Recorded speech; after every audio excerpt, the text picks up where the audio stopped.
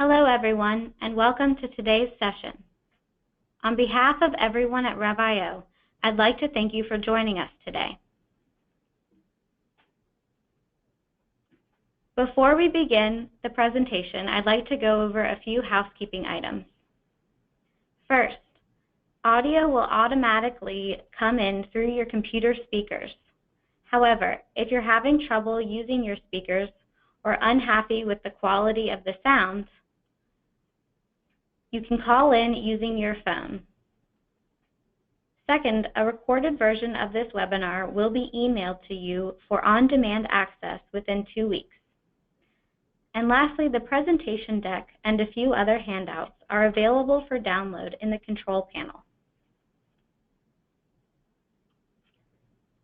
For those of you just joining us, welcome. Our topic today is Preventing an Audit 101. It's going to be a great show.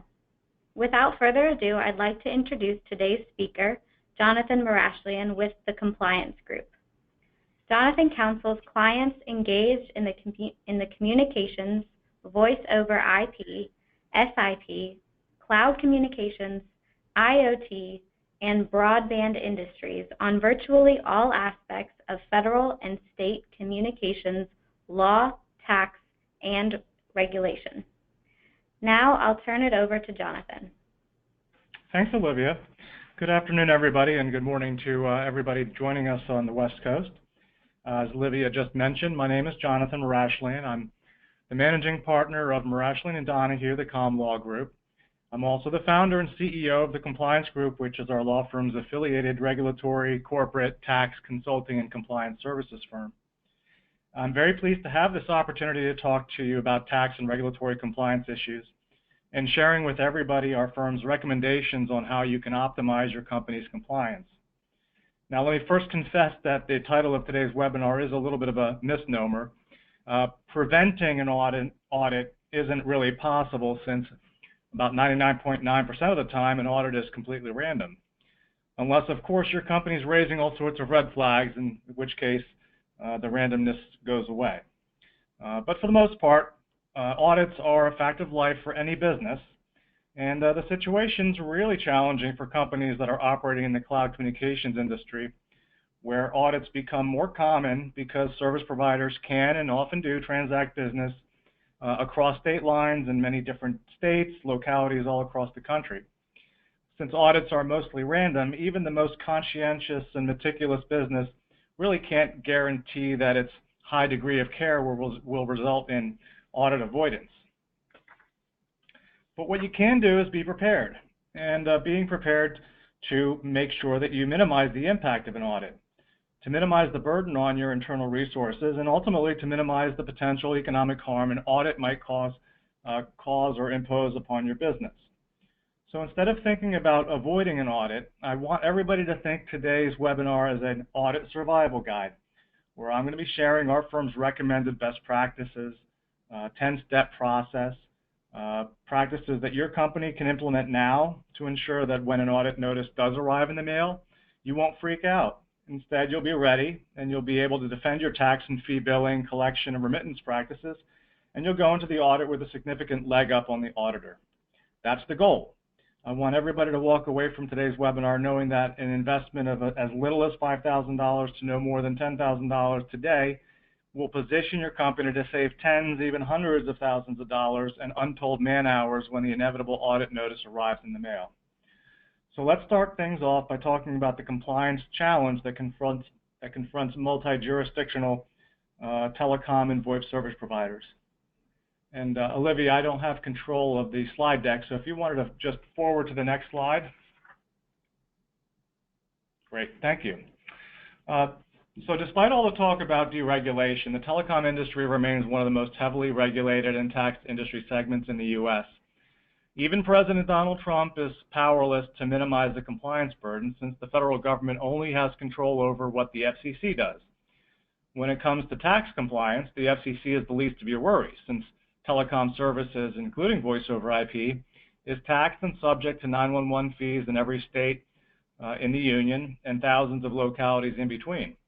The tax regime applicable to telecom services all stems from a century of laws and regulations at all levels of government that were enacted when the number of telecom providers could be counted on one hand, indeed one finger. The Bell monopoly. It was a tremendous source of revenue for taxing authorities all across the country. And just because new technologies came into existence since the once monopolistic telecom market turned into a thriving competitive market, didn't mean the government stopped relying on revenue from telecom services. The communication service industry is among the most heavily taxed and regulated industries in the U.S., with over 300 types of telecom taxes, fees, charges, surcharges, all ranging across 7,000 jurisdictions at the federal, state, and local levels. Nationwide, a company that is providing service in every zip code could find themselves having north of 40,000, almost 50,000 different regulatory or tax filings per year per legal entity.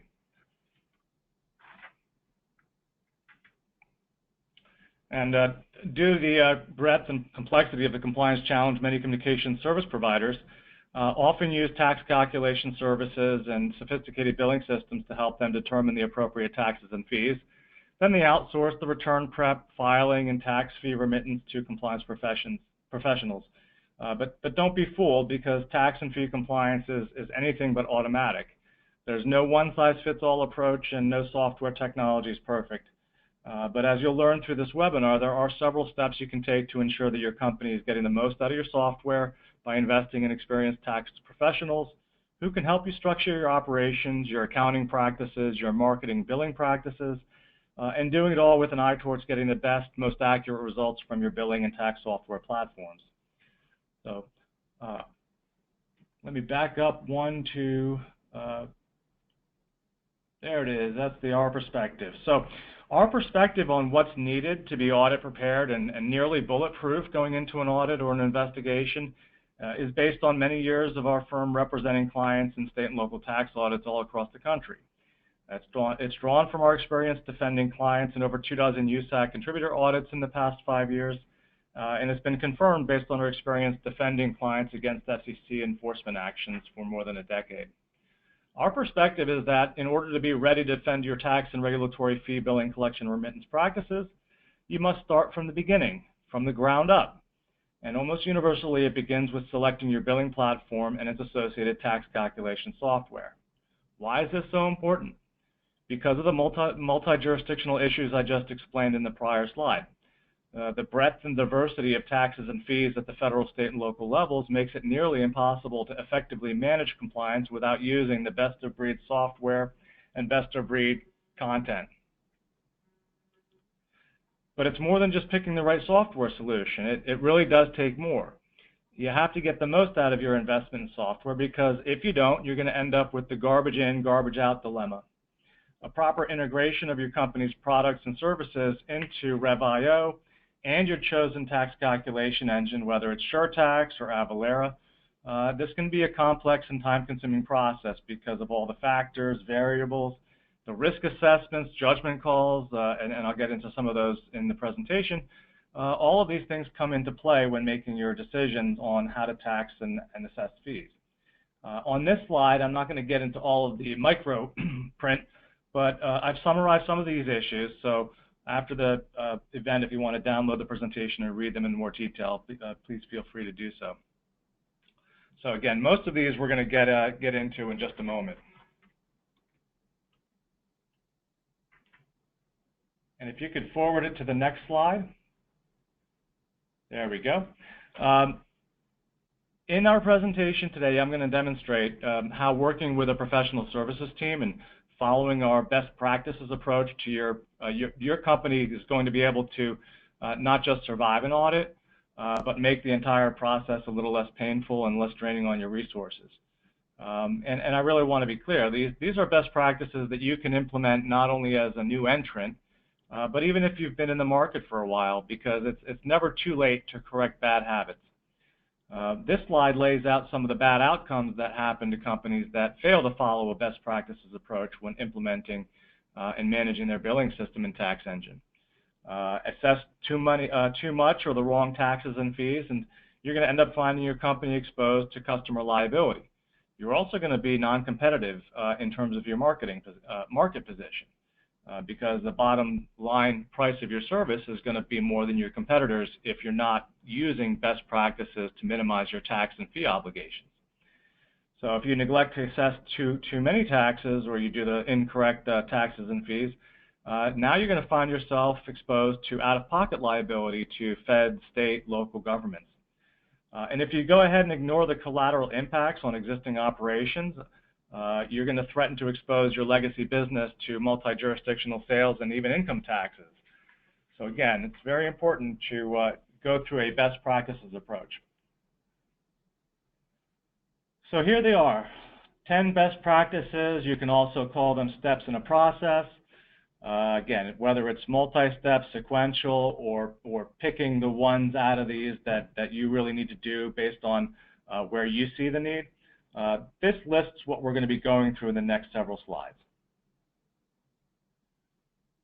The first best practice is to evaluate your corporate structure and to determine whether or not entering into the communication services market might expose your legacy business or some affiliated company to tax liability in multiple jurisdictions, whereas previously you may have avoided those taxes due to a lack of physical presence for sales of products.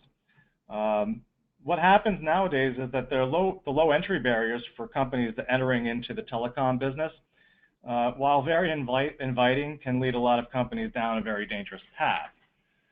This is particularly true in the case of established companies with established lines of business that are far afield from telecom services.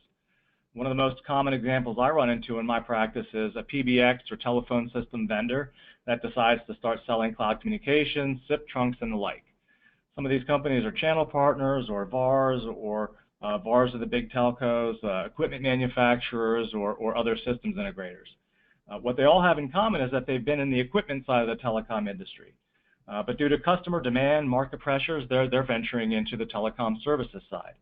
Too often these companies want to dip their toes in telecom, or they otherwise rush into the market without thinking through how entering the very distinct business of selling telecom services can have a serious impact on their legacy business, potentially exposing previously untaxed sales to taxes in jurisdictions across the country.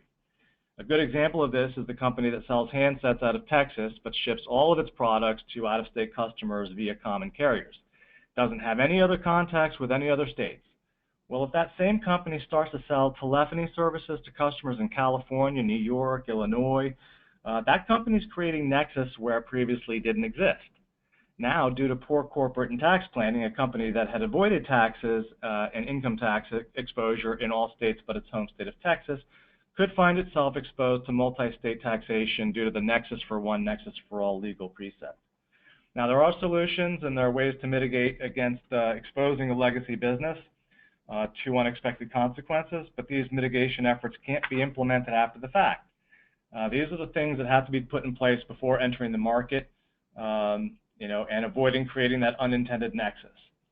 So this is why I listed as the number one step in the process, because it really is the first thing you have to do if you are contemplating entering the market. The number two best practice we recommend is to spend a good deal of time and effort to develop a product catalog that forces management and responsible billing personnel to evaluate the tax and fee issues whenever a new product or service is being developed. As I'll explain in an upcoming slide, a good product catalog goes hand in hand with a strong and well-developed internal tax policy guide. The product catalog itself is really just a detailed list of all the products and services that will be sold to customers as separate line items on the customer invoice. The document's used to map each offering to a specific code assigned by the tax calculation engine, so SureTax or Avalara. That makes sure that the product or service is going to be assessed the appropriate taxes and regulatory fees. A meticulously maintained product catalog is required for accurate mapping of billable line items for tax calc software. The product catalog must contain all the fields necessary to capture both the data and the tax policy decisions. We provide you guys with the tools and guidance to help service providers through the whole process. And this is just a simple example of a product catalog that has the level of detail that we find is necessary.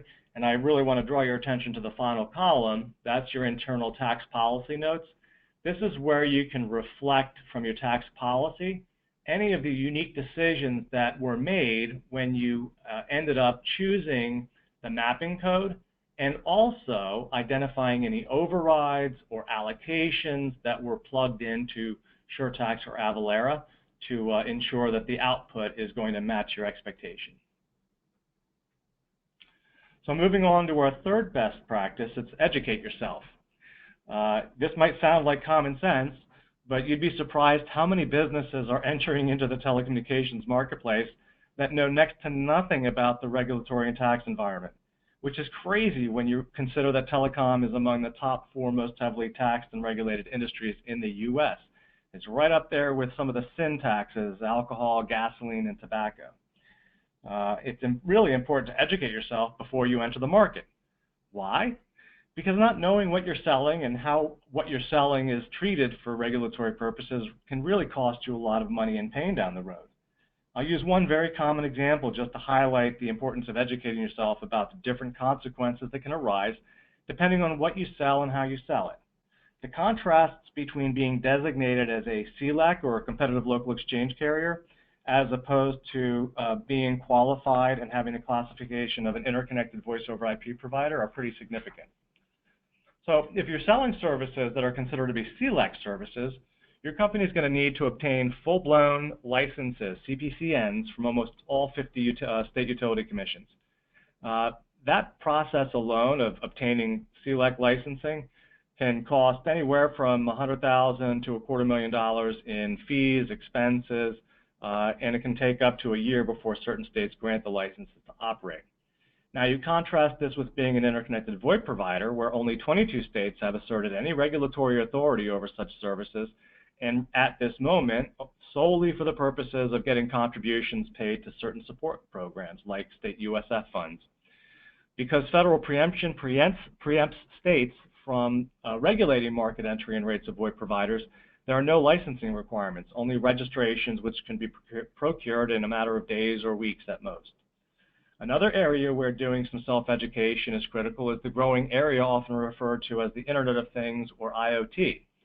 IoT is so new, so diverse and wide-ranging in what it encompasses, and so untested before regulators and tax bodies, that two companies selling the very same solution could find out that one company is regulated and taxed as a telecom provider, whereas the other is treated as an unregulated, untaxed information services provider, simply based on how each company markets, bundles, and bills for the finished service. I won't get into the details here, but I've provided a few documents you can download that highlight the importance of sorting out these issues before you go to market. Number 4, best practice, number 4 step in the process, analyzing Nexus, determining which jurisdictions have legal authority to impose taxes on the services you provide to end users. So every state and local government has the authority to tax, but that authority is limited by constitutional principles of due process. So what is typically required in order for one state to impose tax collection duties on an out-of-state company is what's referred to as Nexus. Nexus is the amount of contact you have with a state. Now, Nexus is very often misunderstood and its importance is overblown, especially in the context of telecom services. So whereas in the context of the sales of physical goods and products, there needs to be some sufficient physical contacts with the state, when it comes to telecom services, on the other hand, the physicality threshold is much, much lower. In fact, the general rule of thumb is that if you provide a telecommunications service to a customer address located in the state, and your company derives an economic benefit from the customer, and your company is using any physical infrastructure within the state to connect to the customer, even an unaffiliated third party's infrastructure like an independent ISP's broadband connection, then this contact is going to be sufficient for most all states to establish Nexus over an out-of-state company. The fact of the matter is that physical Nexus is giving way to the concept of economic Nexus. And this is getting to the point where states are actively seeking to force the Supreme Court to reconsider the Goldberg ruling that gave birth to the whole physical presence test. Nevertheless, we still recommend getting educated about Nexus because far too many businesses continue to operate under the mistaken belief that if they aren't physically located in a state, and don't otherwise have a physical connection to the state, then it means they don't have to comply with state taxes.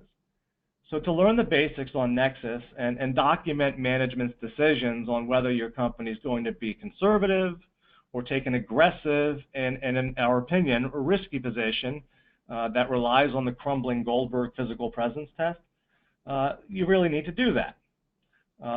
Because lack of physical presence is always going to be the first argument we make to an auditor.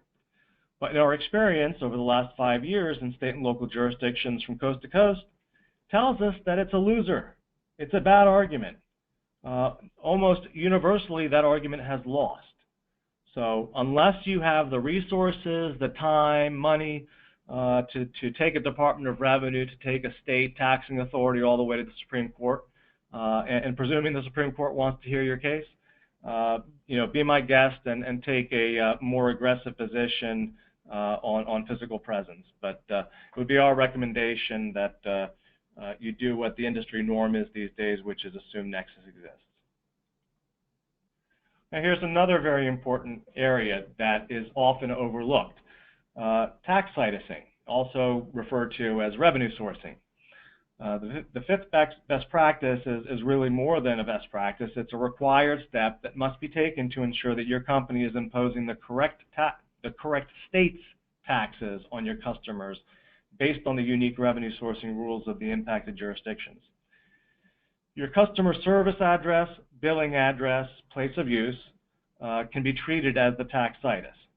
But choosing which one of these options is applicable to each of your customers is not a universal decision. It can differ for every company, oftentimes depending on the facts your company has reasonably available to it. The best option from the taxing jurisdiction standpoint is always going to be the service address. Where you're providing the service, where is the customer consuming the service, how much revenue is being derived from that service address. For example, however, let's say you have a customer headquartered in New York City with its billing address in New York City. However, your New York City customer assigns half of the seats on a cloud PBX to workers in New Jersey City, their satellite office right across the Hudson. Is it correct to source 100% of the revenue to New York City and apply New York City taxes to every dollar billed?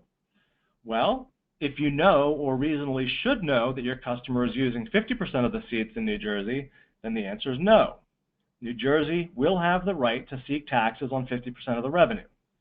How can a carrier be expected to know where its customer is deploying seats on a cloud PBX? Pretty simply, actually. Since VoIP providers are required to provide their customers with 911 access, and the ability to update their registered 911 address in real time, tax auditors have come to know that they can solicit information from your company or your third-party 911 vendor, Bandwidth or whoever you're using, and based on the registered 911 address in the system, they can verify that your company had knowledge or should have had knowledge of where its services were being consumed. So don't let tax citing issues sneak up on you in an audit. If you haven't taken steps to mitigate potential exposure, there's no time like the present to fix it. Now, this is probably one of the single most important best practices I could recommend to a client, because when you engage in a tax and regulatory fee optimization analysis and you arrive at results and decisions that are then documented in an internal tax assessment and remittance policy, this guarantees that you've been exposed to all of the most important issues, all the factors, considerations, all the things you need to be aware of when it comes time to make the best decisions on how your services are going to be taxed and subjected to fees. If you undertake an optimization analysis and end up with a well-formulated internal tax policy, I know that you've been given the opportunity to look at, to think through all of the gray area issues. I know that my client has given thought to the tough calls. It's made a number of risk-based decisions, all of which are going to be documented for future reference. I know that my client has reached certain conclusions that balance the risks and consequences of over-collecting taxes and fees against the risks and consequences of under-collecting. And at the end of it all, I know my client has a policy in place that can help them make similar determinations each time my client adds or changes a product or service. And they don't need to call me, and they don't need to call a consultant every time they add a new product to their catalog, because they have a step-by-step guide that walks them through the process, and they can reflect on the decisions that they made with regard to similar services and they don't have to contact us, and they can save money going forward. The decisions that are made and documented in your internal tax policy, these are really at the heart of your billing system. Because as they say, and as I've been saying, if you put garbage into the software, it's going to be garbage coming out. And while there are going to always be some imperfect decisions that you have to make and then flow through your billing software and tax engine, at least you'll know where the bodies are buried. You'll know which issues to monitor the legal, regulatory tax developments, because as the rules evolve, it might change the risk assessment that underpinned your original decision. You'll know how to go back and which decisions to correct, to update. Your billing system and tax and fee compliance, it's a living organism. It's going to evolve. And there really is no better way to achieve certainty with regard to your tax and fee decisions, than to have it all documented in a tax policy. Again, even when that certainty is based on simply knowing all the pros and cons, the risks and consequences for all of your decisions. Implementing optimization strategies early in the onboarding process can result in a significant reduction in your tax and regulatory fee liability. And it really does improve your competitive positioning in the marketplace by ensuring you're only billing those taxes that you have to be.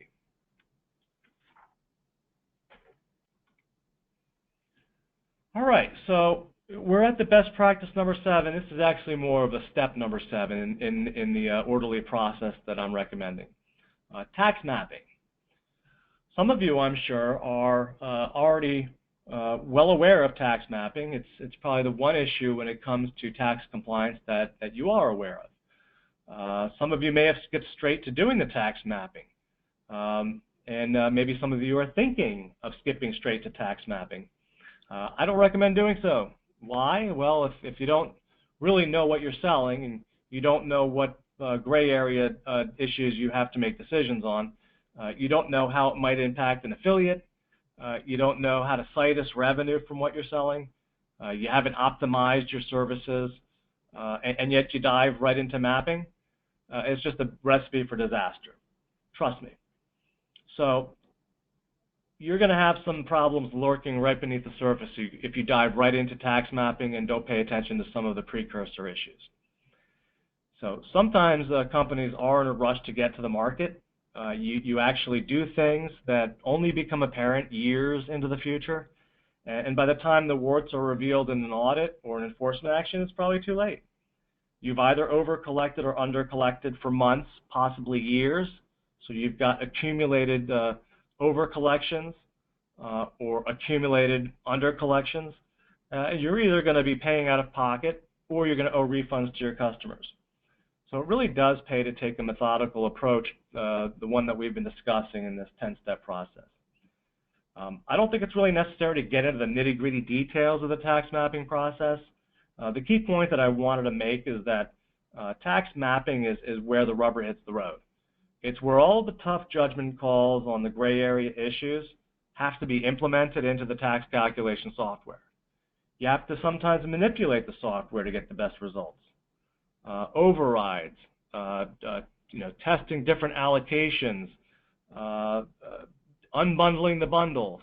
So a variety of different things that you do during the course of tax mapping that turns the process more into an art than it is a science. It's one area where I really advise against trusting amateurs or even just your instincts if you want to get the best long-term results.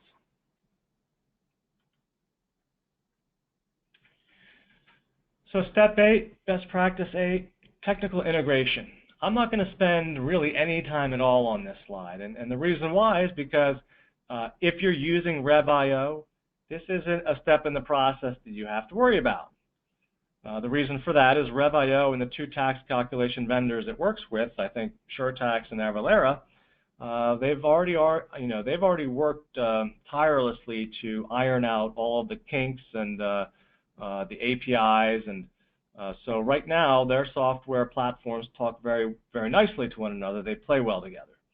So we won't spend much time here. Some companies that are working with a billing platform that hasn't been integrated with a tax calculation engine, is going to find this to be one of the challenging steps in the process because APIs have to be built, tested, and so forth. Speaking of testing, number 9. So you've gotten all the way through the implementation of your billing system and tax engine. And now what you do before you pull the trigger and go live with your invoicing of customers with all the taxes and fees, test, test, and test. Don't go live until you've sufficiently tested everything. Don't go into production mode until you've fully satisfied yourself that the state taxes and fees are being applied to your services exactly as you would expect them to be based on your tax policies and the mapping decisions that you made. Nothing's worse than putting in all that effort to get the right results only to find out months or years after going live that something was missed that could have been corrected if only you'd done some testing of your invoices. If you spot errors, changes can be made to the mapping determinations. You can implement tax calc software overrides as needed, and you can update your internal tax policy to reflect any unique issues that only rear their ugly head during the invoice testing process.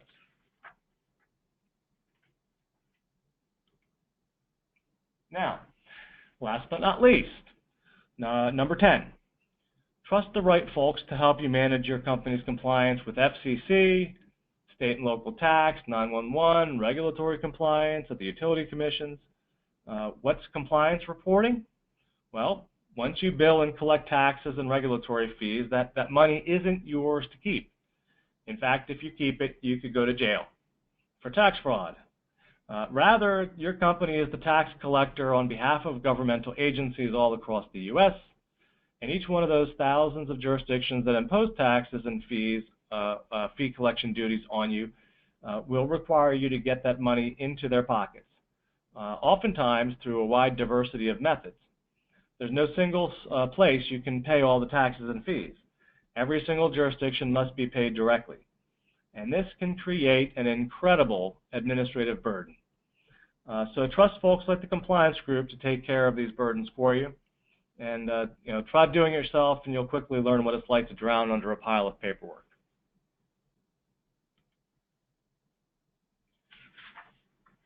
And before concluding, I just wanted to present a slide that lays out some of the things that our firm, our organization can do.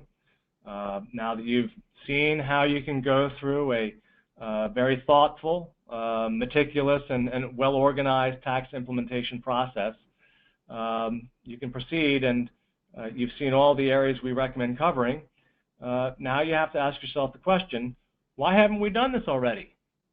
I'll try to give my first answer, and that's probably because you think it costs too much. What would it cost for the average size company to do it the right way, and how long would it take? Generally speaking, our firm charges between $5,000 and $10,000 for a full 9-step process, and then you follow that up with the compliance services, and that's all based on where your company is providing services. Sometimes there are some companies that present more challenges. They have massively complex product catalogs, or they've been in business for a number of years and have more issues to correct retroactively. But for the most part, the cost of a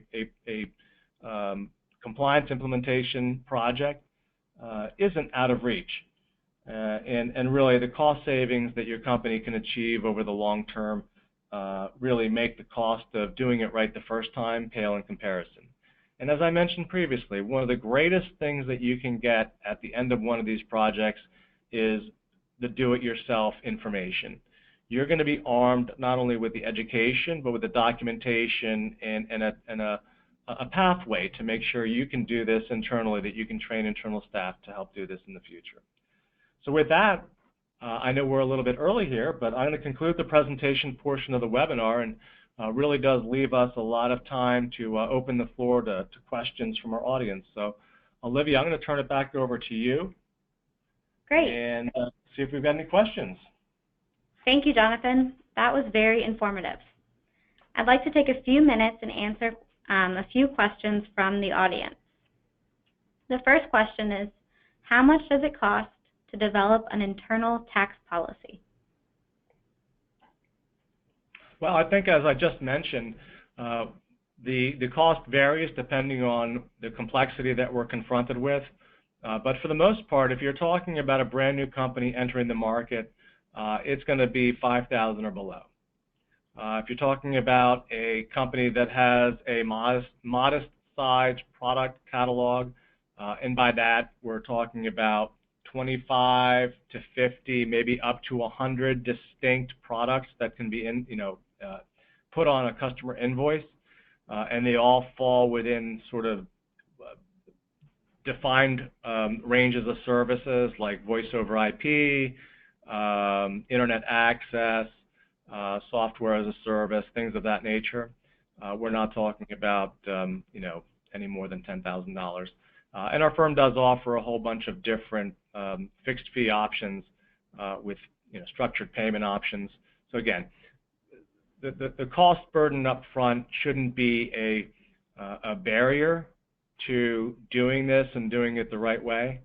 Again, the one thing about getting it wrong on taxes and fees is that you are taking these steps before you enter the market, before you bill your first customer.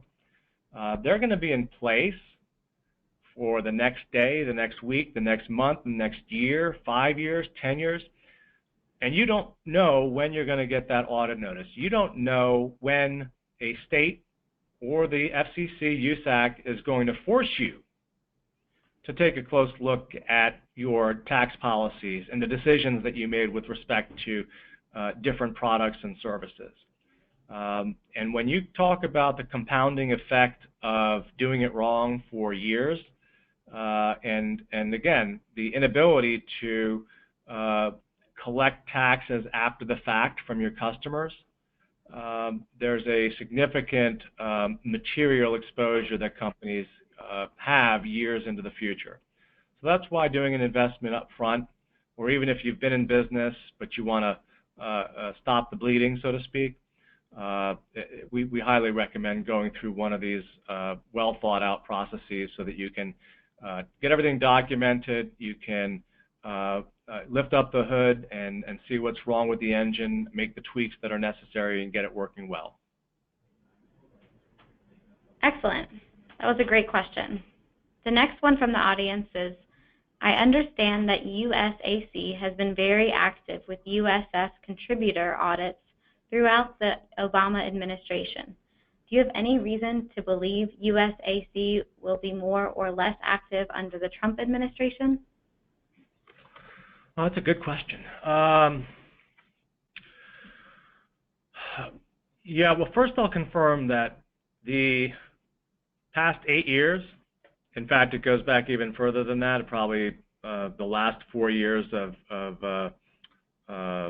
Bush 43, USAC has been the 800-pound gorilla, the elephant in the room. They've audited, I know that they've gone from outsourcing audits to external auditing firms like Grant Thornton and Ernst & Young and PwC, firms like that did the audits in early years. Then they started doing them internally, and they've been very active. They've stretched the boundaries of their legal authority in interpreting FCC rules very, very broadly and in ways that capture more revenue, very surprising ways. And those audit decisions have to be appealed to the FCC. You're never going to win at USAC, I'll tell you that much, not on any tricky issue. So, anytime they're looking at a rule that has any way to interpret it in favor of more contributions to the fund, that's what they're going to do, and you're going to be very hard-pressed to succeed at the audit level of getting it overturned, which ends up putting you before the FCC's Wireline Competition Bureau, and once you appeal there, those appeals can sit for years. I mean, there's been an AT&T appeal that was filed in 2005 that still hasn't been decided. So, and it's an extremely costly process. So back to the question at hand, is this going to continue under the Trump administration, the Ajit Pai FCC? I've given some thought to it, and the one thing that's not changing. I know that President Trump wants to push through a reduction of regulations across the board by 70–80%, and the FCC is not going to be unscathed in that effort. But these are regulations that are on the books, and this is a matter of enforcing those regulations on the books. The Universal Service Fund isn't going anywhere. It's in statute, so in order to get rid of the Universal Service Fund, you'd have to have an act of Congress. And the fund is perpetually losing more money. It's perpetually giving out more money than it takes in, and that increases over time as more and more consumers shift from traditional telephony services and even shifting away from voice over IP to to these Wi-Fi services and internet-based services that aren't defined yet by the FCC. So I would have to say that because of the pressure on the fund and the FCC's degree of independence, and it's an independent government administrative agency, my instincts would tell me that the auditing, the enforcement is really not going to be materially less than what we've been experiencing. Now, we've yet to have our first experience working with USAC in an audit under the Trump era, so I'll have to reserve final judgment on that one until we are confronted with that situation. But again, my expectation is that things are not going to trail off in a material way. That USAC will continue with its enforcement responsibilities, and it's one of those areas where I think even Ajit Pai has said that there are certain regulations that are pretty clear on their face, and we're going to enforce the ones that are clear on their face. And his enforcement philosophy really is that he's not going to extend FCC jurisdiction beyond where it clearly lies, given the statutory language. So he's a bit of a strict constructionist. But USAC operates somewhat independently, and USAC has a singular focus, and that is to make sure that there's enough money coming into that fund so that it can meet its obligations to pay out of the fund. And I just read yesterday or the day before that the contribution factor went back above 17%. It's now sitting at 17.4% for the second quarter. So really no pressure being relieved from the fund. Olivia, anything else? Any more questions? Nope. Thank you so much. That concludes our webinar for today, and we look forward to following up with you all with the recording. And thank you, Jonathan, for an excellent show. Thank you very much.